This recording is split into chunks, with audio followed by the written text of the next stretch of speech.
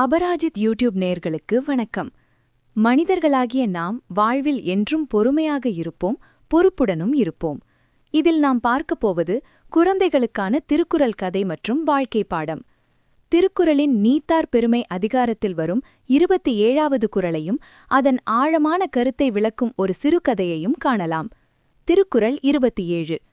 சுவை ஒளி ஊறு ஓசை நாற்றமென ஐந்தின் வகை தெரிவான் கட்டே உலகு. பொருள்: சுவை, ஒளி, ஊறு அதாவது தொடு உணர்வு, ஓசை, நாற்றம் அதாவது மனம் ஆகிய 5 புலன்களின் வழியாக வரும் இன்ப துன்பங்களை ஆராய்ந்து அவற்றை அடக்கி ஆளும் அறிவு உடையவனிடமே இந்த உலகம் அவனிடம் அடங்கியிருக்கும். அதாவது புலன்களை வென்றவனே வாழ்வில் உயர்ந்தவன். இதன் சிறுகதை: ஐம்புலன்களும் அறிவாளியும். ஒரு பெரிய ஆசிரமத்தில் குரு ஒருவர் தன் சீடர்களுக்கு பாடம் சொல்லிக் கொடுத்து கொண்டிருந்தார். அப்போது ஒரு சீடன் கேட்டான், குருவே, உலகை வெல்லுவது எப்படி? பெரிய படைகளை திரட்டி போர் புரிந்தால் போதுமா? குரு சிரித்துவிட்டு, இல்லை மகனே, உலகை வெல்வதற்கு முன்னால் உன்னை நீ வெல்ல வேண்டும் என்றார். சீடனுக்கு புரியவில்லை. குரு ஒரு கதையை சொல்லத் தொடங்கினார்.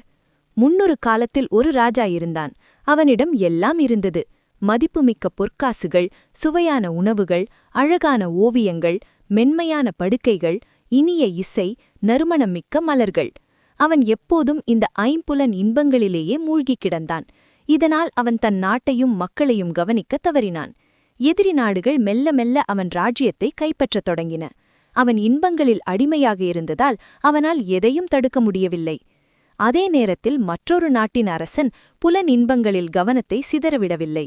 அவன் நாவை கட்டுப்படுத்தி மிதமான உணவை உண்டான். வீண் பேச்சுகளைத் தவிர்த்து நல்லவற்றை மட்டும் கேட்டான்.